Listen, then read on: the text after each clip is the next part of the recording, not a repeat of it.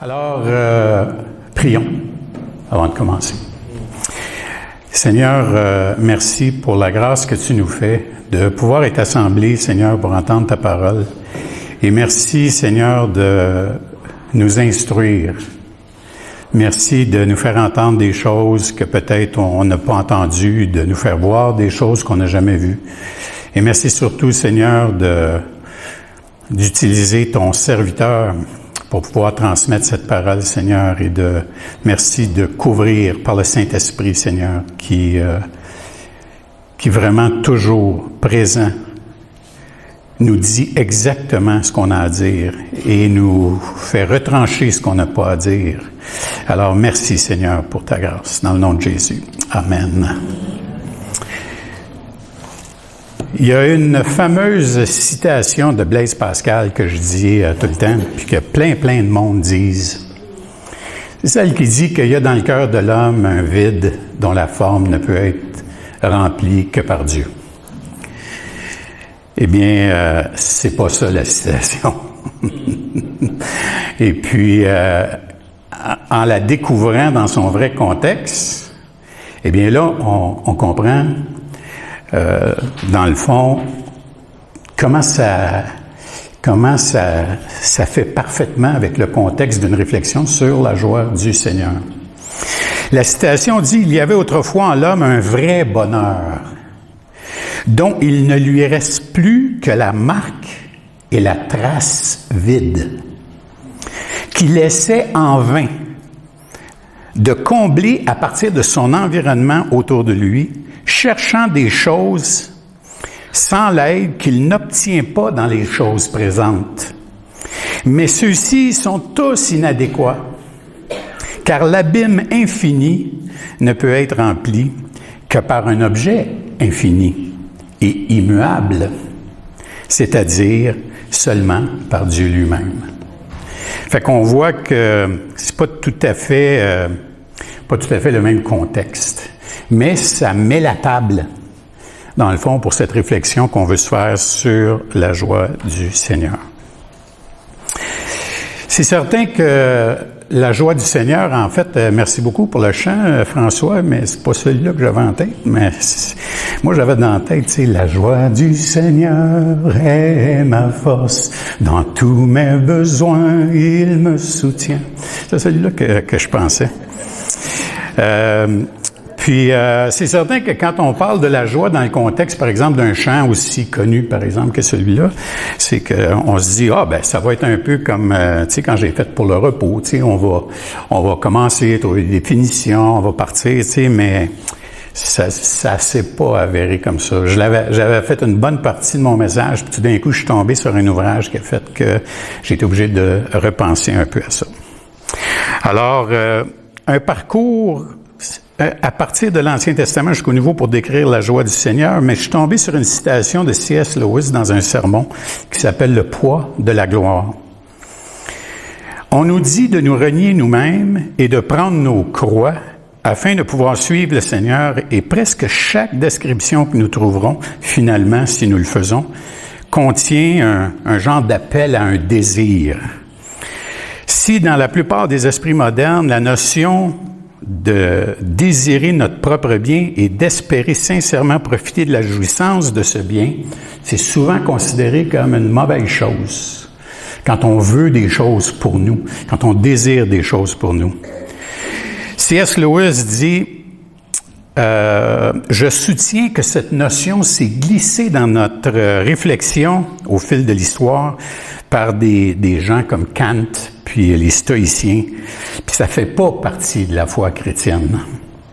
En effet, si l'on considère les promesses de récompense et la nature stupéfiante des récompenses promises dans les évangiles, il semblerait que le Seigneur trouve nos désirs pas trop forts, mais trop faibles.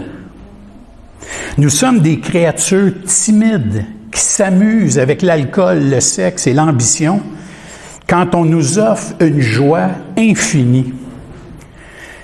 Comme un enfant ignorant qui veut continuer à faire des tartes à la boue dans un bidonville parce qu'il ne peut pas s'imaginer ce que ça veut dire que d'aller en vacances sur le bord de la mer.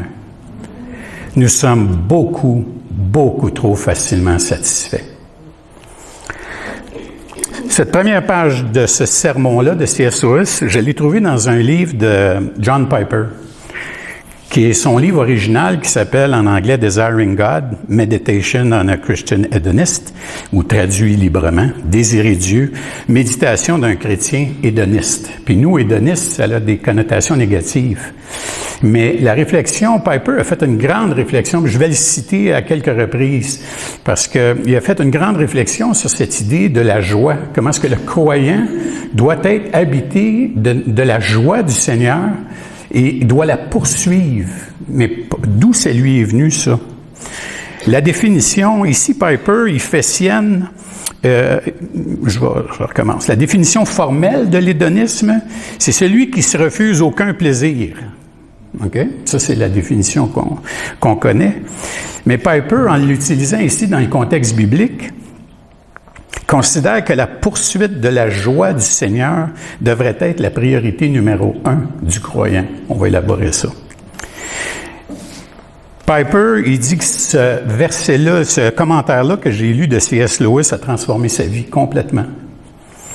Là, c'était en noir et blanc, dit-il. À mon avis, c'était totalement convaincant.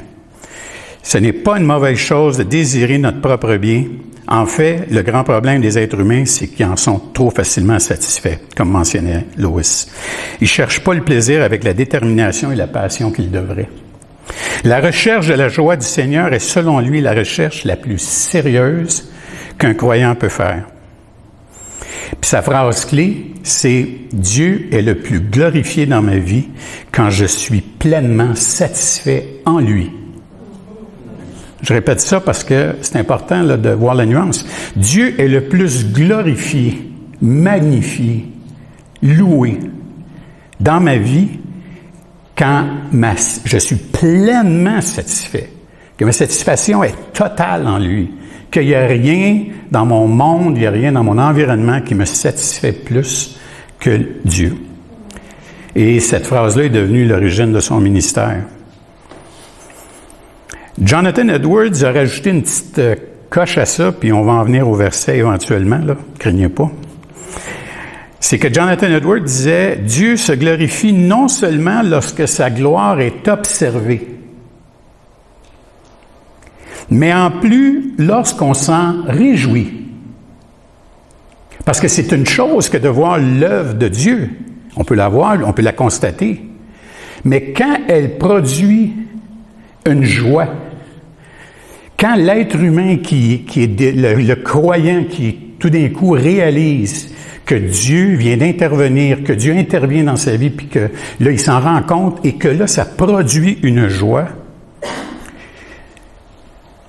Piper d'en déduire, essentiellement, je dois poursuivre la joie du Seigneur si je suis pour le considérer comme la chose ayant la plus grande valeur dans ma vie. Mon concept de la joie se limite souvent à mes expériences terrestres. Si on fait un sondage là, sur la plupart des gens, tu te demandes c'est quoi la joie pour toi, tout le monde va pouvoir sortir des choses qui sont un peu anecdotales. Là, tu sais, là, je veux dire, moi je suis un grand-père, puis il y a des moments où j'en ai un petit d'un bras, là, puis tout d'un coup tu réalises que la petite toune que tu y chantais, elle l'a endormi, là, tu sais, là. Je veux dire, ça... Puis là, j'en ai 11, là, fait que, peux-tu vous dire, je l'ai fait une couple de fois. Puis ça, il n'y a pas vraiment une joie ça se définit pas, tu sais, tu peux pas décrire ça, là, tu sais, là, ce moment-là, tu sais. Pour bien comprendre et réfléchir à la joie du Seigneur, il faut tout de même se donner quand même un peu une définition, puis avec plus de 400 passages qui utilisent les mots qu'on dérive de joie. Parce qu'il y a plusieurs... on réalise que les mots humains sont parfois un peu inadéquats pour décrire, dans le fond, tous ces sentiments-là. Le passage, maintenant, qui a retenu mon attention, puis j'y arrive, c'est le passage de Néhémie 8-10. C'est un texte qui est quand même bien connu. « La joie du Seigneur est ma force ». Et puis, ça se lit comme suit. Puis, je vais lire juste la partie, puis on va explorer un peu le contexte parce que c'est important. Alors, Néhémie, dans Néhémie 8:10, on lit « Ils leur dirent, allez manger des viandes grasses et buvez des liqueurs douces, et envoyez des portions à ceux qui n'ont rien de préparé, car ce jour est consacré à notre Seigneur. Ne vous affligez pas, car la joie de l'Éternel sera notre force. » Mais quand on regarde le contexte un petit peu du verset ici, là, on est à l'époque où Néhémie, alors qu'il était en exil, s'impose un courage au-delà de sa capacité, invoque l'Éternel en disant « Faut que je parle au roi » parce qu'il était affligé du fait que la ville de Jérusalem avait été détruite et ça faisait un poids sur sa vie. Et là, il fallait qu'il aille voir le roi Artaxerxès. Essayez de dire ça 3 fois sans vous tromper. Alors, il a demandé la permission de reconstruire la ville de Jérusalem. Et puis, le roi est d'accord avec ça, fournit l'équipement nécessaire, les sommes, puis tout ça, et puis il part. Puis il y a eu toutes sortes d'oppositions, vous vous rappellerez, il y a des gens qui se sont opposés à lui. Puis, à un moment donné, le peuple fut convoqué par Néhémie et le sacrificateur Esdras devant une des portes de la ville, et installé sur un estrade, le sacrificateur Esdras fait la lecture de la loi. Il y avait d'autres scribes sur la plateforme, puis il y avait des lévites, qui, eux, en donnaient le sens. C'est important d'entendre ça. On lit la loi pour la première fois depuis très, très, très longtemps. Et là, il y a des gens qui en font la lecture et il y a des gens qui en donnent le sens. La lecture et les enseignements durèrent environ 6 heures. La réaction fut que le peuple, en réalisant que leurs ancêtres et eux-mêmes avaient désobéi à Dieu, pleura amèrement et se lamenta de son péché et de sa désobéissance. Un pasteur qui se rend compte tout d'un coup qu'il est en train de prêcher, là, puis que tout d'un coup, il y a un vent de repentance qui passe là, dans l'Église, là, il n'arrêtera pas ça là, tu sais, OK, le Saint-Esprit passe, là, tu sais, là. On a juste à se rappeler de Jonathan Edwards dans la fameuse prédication d'un pécheur dans les mains d'un Dieu en colère, où il avait fait tout simplement la lecture de son texte, sans émotion, sans même regarder la foule. Et c'était tellement puissant que les gens se tenaient après les colonnes pensant qu'ils descendraient directement dans l'enfer. Fait que c'est quelque chose, ça, tu sais. Mais Néhémie et Esdras, ils n'ont pas eu cette réaction-là. Ils n'ont pas... tout de suite, là, ils ont arrêté ça, là. Fait que Néhémie, le gouverneur, et Esdras, le sacrificateur, et les scribes et les lévites qui enseignaient le peuple, dirent à tout le peuple, « Ce jour est consacré à l'Éternel votre Dieu. Ne soyez pas dans la désolation et dans les larmes, car tout le peuple pleurait en entendant les paroles de la loi. » La lecture de la loi a fait cet effet-là sur le peuple. Face contre terre, on pleure. Mais Néhémie leur rappelle que la journée, là, c'est une journée qui est consacrée au Seigneur et que c'est lui qui doit être le focus de la journée, pas ton péché. Et qu'est-ce qu'un Dieu de gloire veut le plus? C'est que sa gloire soit observée, qu'elle produise un sentiment de gratitude et qu'elle soit partagée. Partagée.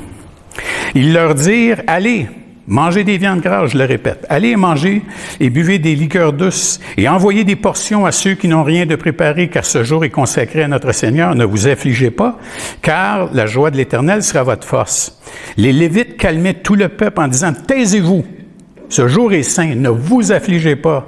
Et tout le peuple s'en alla pour manger et boire et pour envoyer des portions et pour se livrer à de grandes réjouissances, car ils avaient compris les paroles qu'on leur avait expliquées. Dans le contexte de Néhémie, la traduction dans nos Bibles, « La joie du Seigneur est ma force », n'est pas tout à fait juste. Ça pourrait, à la limite, être ça. Il y a 27 définitions pour le mot « joie » et tous les mots qui tournent autour du mot « joie », « réjouir »,« réjouissance », bon, etc. C'est le mot « mawaz » en hébreu. Puis il y en a, sur les 27, il n'y en a rien qu'une qui veut dire « force ». Mais il y en a une quinzaine qui veulent dire refuge. Le verset devrait se lire « La joie du Seigneur est mon refuge. » Dans mon état de pécheur, réalisant que je viens d'entendre la loi, que je viens d'entendre la parole de Dieu, puis que la parole de Dieu produit un effet de culpabilité, de conversion, de repentance, je suis atterré, je suis à terre, je subis quelque chose de dur, là, c'est difficile. La joie du Seigneur est mon refuge. C'est là que je vais aller me cacher. C'est là que je vais aller mettre tout ça, parce que Dieu est mon refuge. Notre joie en tant que chrétien sur la terre, c'est une joie qui est comme agitée. C'est pas assouvi, c'est pas accompli. Puis elle ne sera pas tant qu'on ne sera pas dans le fond, dans la présence du Seigneur, dans la nouvelle terre et les nouveaux cieux. Le Seigneur a pourvu un moyen pour que notre joie puisse croître. Puis ce moyen-là, il est assez intéressant parce que dans un contexte d'Église, il prend encore plus son sens. C'est quand la joie est partagée qu'on voit son effet chez les autres, qu'elle se fortifie. Autrement dit, Dieu manifeste sa gloire, je m'en rends compte, ça produit de la joie, je la partage avec d'autres, leur joie à eux me fortifie et ça fuel mon sentiment de gratitude envers Dieu. Et c'est une machine qui fonctionne comme ça jusqu'à temps que Jésus revienne. Hey, c'est-tu pas incroyable comme système quand tu y penses? Puis dans un contexte d'église, mais là, on retrouve tout ça, parce que le Seigneur a pourvu un lieu où on peut partager notre joie. Il a trouvé un lieu où on peut expérimenter la chose, tu sais. Tu sais, il faut pas... Hey, je peux-tu te parler de ma joie du Seigneur? Non, c'est, tu sais... le Seigneur pourvoit aussi des façons sobres de faire la chose, quand même, mais on comprend que c'est quand même là, le lieu que Jésus a pourvu pour qu'ensemble, en tant que croyants, on puisse se fortifier. Ainsi, nous marchons dans un encouragement que la joie peut croître durant notre vie. Cette agitation-là qu'on a de notre joie qui est un peu insatisfaite, Piper, lui, il dit que c'est l'amour. C'est l'amour des frères, l'amour de Dieu. Pour lui, il appelle ça de l'amour, là, tu sais. Dans ma vie de tous les jours, avec ceux qui sont le plus proches de moi, c'est pas toujours évident de manifester ça, de maintenir continuellement un désir, de m'approprier la joie du Seigneur pour ensuite m'appliquer à la partager. T'sais, parce que quand on a des joies, le réflexe, c'est souvent de la garder pour nous. T'sais, on la garde. Mais là, c'est de continuellement se rappeler que Dieu est le plus glorifié quand je suis le plus satisfait en lui. Fait que je peux partager tant que je veux. Fait que là, on comprend un petit peu mieux pourquoi Piper dit que la poursuite de la joie ou des plaisirs de Dieu est une œuvre qui doit être prise au sérieux dans notre vie. Dans le contexte qu'on vient de survoler, la joie vient du Seigneur. C'est le Seigneur qui donne une joie. Mais dans 1 Chronique 16, le roi David amène l'arche dans la tente de Dieu et Asaph se met à louer le Seigneur au verset 27 et on y lit « La majesté et la splendeur sont devant sa face. La force et la joie sont dans sa demeure. » Ici encore, on retrouve un exemple de joie qui est pour nous, qui est pour le peuple. Et la joie et la force viennent de la demeure de Dieu. Et qu'est-ce qu'on retrouve dans le lieu où habite Dieu? Ses instructions et sa gloire. Cette gloire-là qui fait notre joie. C'est toujours la même chose. On peut en déduire que l'origine de notre joie, c'est d'entendre la parole et de la comprendre et d'en glorifier Dieu. D'ailleurs, ne pourrions-nous pas dire la même chose du repos de Dieu, des promesses de Dieu, de la grâce de Dieu et de tous les bienfaits dont nous pourrions jouir concrètement sur cette terre? On pourrait dire la même chose. Dans 2 Corinthiens 7, au verset 3, on retrouve un exemple de cette dynamique-là que je viens de vous décrire, très concrète. Paul parle de ce partage de la joie, même dans les tribulations.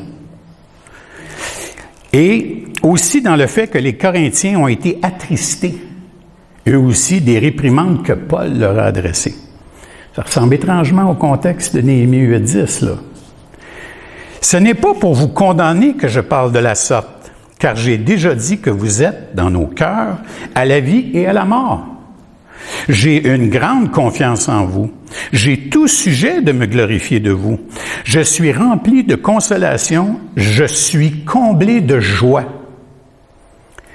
Dans le grec, chara, ça veut dire content, même habité d'un calme au-delà de toute mesure. Au milieu de toutes nos tribulations. Paul ici fait ressortir le point que la joie est indépendante des circonstances dans lesquelles on est. Comme le repos de Dieu, comme les promesses de Dieu, comme la grâce de Dieu. Même chose. Car depuis notre arrivée en Macédoine, notre chair n'eut aucun repos. Nous étions affligés de toute manière. Lutte au dehors, crainte au dedans. Mais Dieu qui console ceux qui sont abattus nous a consolés. Quand est-ce qu'on est consolé? Quand il y a un sentiment qui nous donne de la joie. C'est là qu'on est consolé. Par l'arrivée de Tite, et non seulement par son arrivée, mais encore par la consolation que Tite lui-même ressentait à votre sujet. Il nous a raconté votre ardent désir, vos larmes, votre zèle pour moi, en sorte que ma joie a été d'autant plus grande. La joie de Paul a cru. Elle a pas croire, mais cru, croissance. Quoique je vous ai attristé par ma lettre, je ne m'en repens pas. Et si je m'en suis repenti, car je vois que cette lettre vous a attristé, bien que momentanément, je me réjouis à cette heure, non pas de ce que vous avez été attristé, mais de ce que votre tristesse vous a porté à la repentance, car vous avez été attristés selon Dieu, afin de ne recevoir de notre part aucun dommage. Juste un petit peu plus loin, même livre, même chapitre, mais au verset 11. Et voici cette même tristesse selon Dieu, quel empressement n'a-t-elle pas produit en vous? Quelle justification! Quelle indignation, quelle crainte, quel désir ardent, quel zèle, quelle punition. Vous avez montré à tout égard que vous étiez pur dans cette affaire. Si donc je vous ai écrit, ce n'était ni à cause de celui qui a fait l'injure, ni à cause de celui qui l'a reçu. C'était afin que votre empressement pour nous fût manifesté parmi vous devant Dieu. C'est pourquoi nous avons été consolés. Mais outre notre consolation, nous avons été réjouis beaucoup plus encore par la joie de Tite, dont l'esprit a été tranquillisé par vous tous. Ici encore, on retrouve ce calme qui est produit par cette joie de voir l'œuvre de Dieu s'accomplir. Donc, on peut dire que la joie qui vient du Seigneur est un refuge pour notre condition de pécheur, révélée par la parole, et qui nous pousse à la partager pour que d'autres puissent s'en réjouir. Car à chaque fois que nous sommes témoins de ses œuvres, ça produit une grande satisfaction en lui, et c'est là qu'il est le plus glorifié. Là, on a parlé de la joie qui vient du Seigneur, la joie que le Seigneur donne, comment la dynamique fonctionne, etc. Mais là, on va parler, parce que la question qu'on peut se poser, c'est est-ce que Dieu lui-même est un Dieu joyeux? On peut regarder, puis là, il va y avoir quelques versets, on va prendre le temps là, de les citer. Dans Ésaïe 42, 1, qui est un verset, qui est un passage prophétique. « Voici mon serviteur que je soutiendrai, mon élu, en qui mon âme prend plaisir. J'ai mis en lui mon esprit. Il annoncera la justice aux nations. » Dans Sophonie 3,17, « L'Éternel, ton Dieu, est au milieu de toi comme un héros qui sauve. Il fera de toi sa plus grande joie. Il gardera le silence dans son amour. Il aura pour toi des transports d'allégresse. » Dans le psaume 45, verset 6, « Ton trône, ô Dieu, est à toujours. Le sceptre de ton règne est un sceptre d'équité. Tu aimes la justice et tu hais la méchanceté. C'est pourquoi, ô Dieu, ton Dieu t'a oint d'une huile de joie. » Dans Matthieu 3, au verset 16, Dieu parle lors du baptême de Jésus. « Dès que Jésus eut été baptisé, il sortit de l'eau et voici les cieux s'ouvrir et il vit l'Esprit de Dieu descendre comme une colombe et venir sur lui.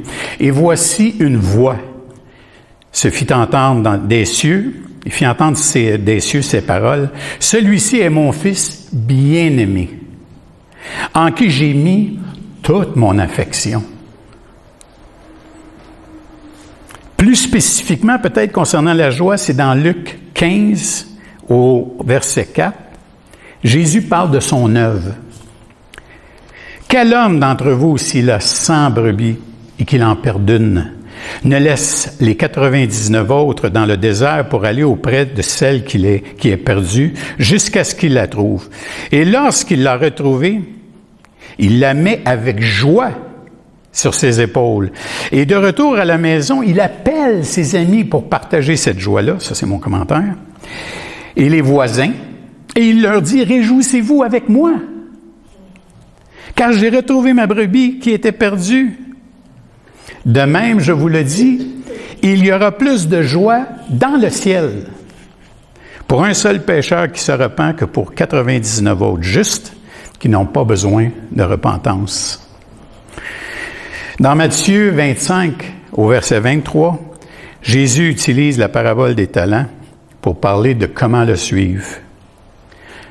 Son maître lui dit, « C'est bien, bon et fidèle serviteur, tu as été fidèle en peu de choses. Je te confierai beaucoup. Entre dans la joie de ton maître. » Finalement, dans Jean 15, 11, on dit, « Je vous ai dit, Jésus parle, je vous ai dit ces choses, afin que ma joie soit en vous et que votre joie soit parfaite. »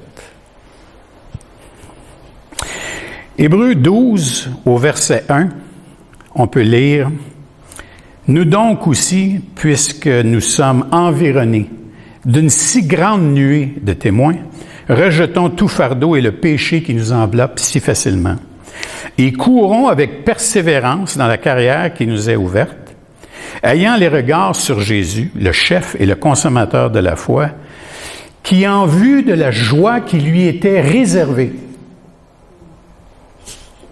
a souffert la croix, méprisé l'ignominie et s'est assis à la droite du trône de Dieu. » La joie qui lui était réservée. Laissez ça mijoter là, un petit peu. Dieu est un Dieu joyeux. Ses œuvres créent de la joie. La joie, après avoir souffert l'inimaginable pour se racheter un peuple à sa gloire, qui dans la souffrance, comme son maître, va vivre la joie de servir et de mourir pour Christ jusqu'à son retour, et ce, dans l'espérance de ses promesses et récompenses. Je répète, OK?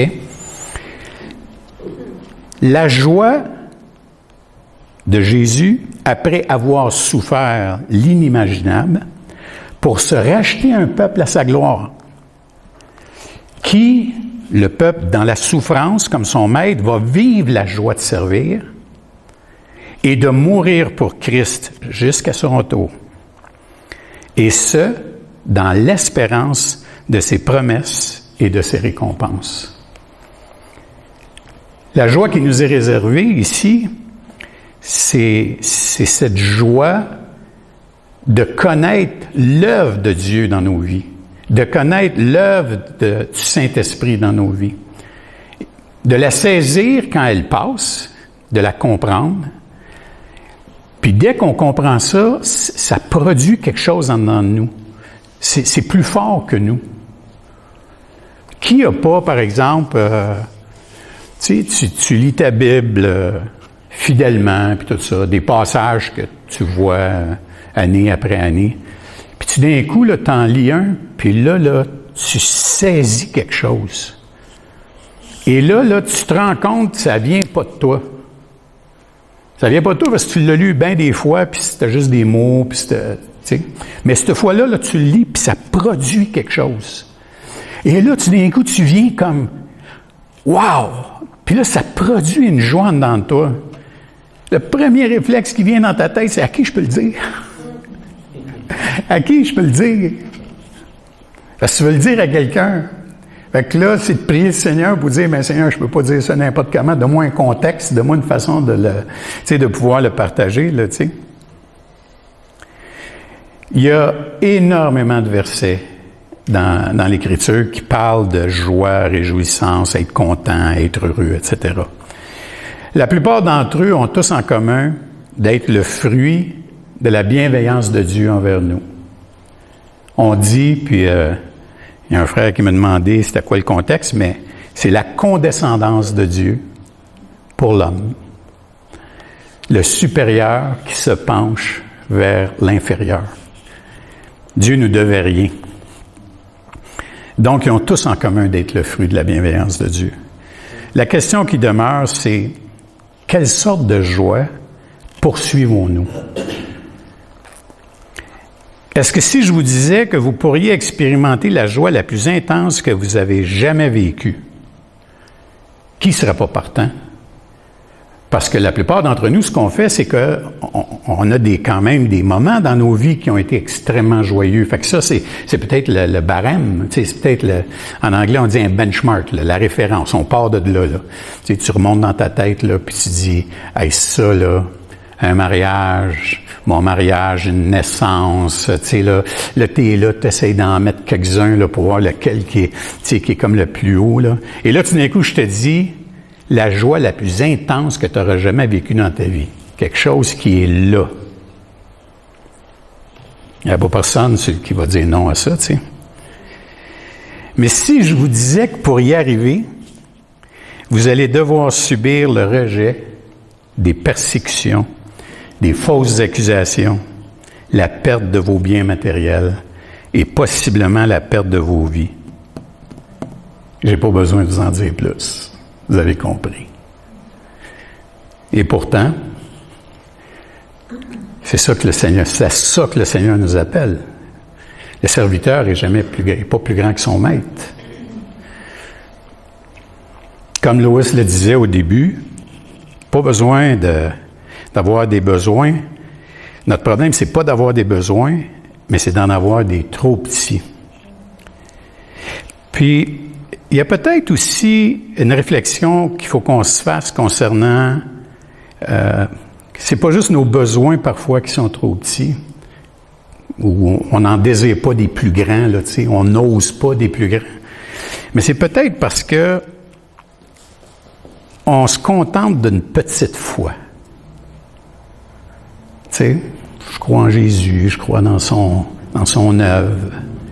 Je crois dans ses commandements, je crois, tu sais, puis on essaie de mener des vies qui sont correctes, là, tu sais, puis mais en avoir une grande foi, en passant, il ne faut pas qu'elle soit trop grande, puisque Jésus passe son temps à dire c'est gros comme une graine de sénévé, puis avec juste ça, tu es capable de déplacer une montagne. Ça, j'ai encore à le voir, là, mais avoir une grande foi aurait des conséquences sur la façon dont on vit et sur les choses qu'on considère importantes. Une chose est certaine, c'est que la joie du Seigneur est mon refuge. Prions.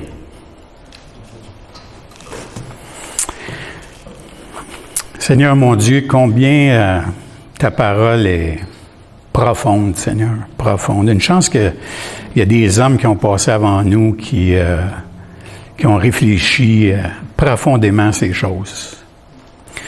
Seigneur, mon réflexe, ce serait de te demander pardon de ne pas aller en profondeur suffisamment dans la parole, de ne pas creuser, de parfois vouloir lire du volume au détriment de la précision ou de la profondeur, tu sais. C'est pas de passer 2 heures à lire la Bible qui est important, Seigneur, c'est de passer du temps à lire tranquillement et à te demander de l'aide d'éclairer les choses. Qu'est-ce que tu veux nous montrer, Seigneur? Et souvent, c'est teinté un peu par la façon dont nous, on comprend les choses, ou par nos vies, ou par la façon dont on interprète, etc. Alors, Seigneur, viens nous aider à considérer ta parole comme la source de ce qui va être notre joie. Ça va être notre joie, Seigneur, parce qu'à travers ta parole, tu vas te glorifier, Seigneur. C'est toi qui vas avoir le dernier mot dans nos vies. Et Seigneur, on va se dégager, plus on va aller en profondeur, plus on se dégage de l'attrait des choses de ce monde. Plus on va se libérer de cet attachement qu'on a, de cette dépendance qu'on a à la façon dont on voit les choses. On peut les avoir, c'est pas ça le problème. Mais on va être dégagé. Et ça va créer l'espace nécessaire, Seigneur, pour qu'on puisse voir ta gloire dans nos vies, expérimenter la joie que ça produit et provoquer le désir ardent de partager cette joie, Seigneur. Et ça, c'est mon désir pour toutes nos vies, Seigneur, pour chacun d'entre nous. Alors, merci, Seigneur, de bénir ta parole, puis merci pour ta grâce envers nous. Dans le nom de Jésus. Amen.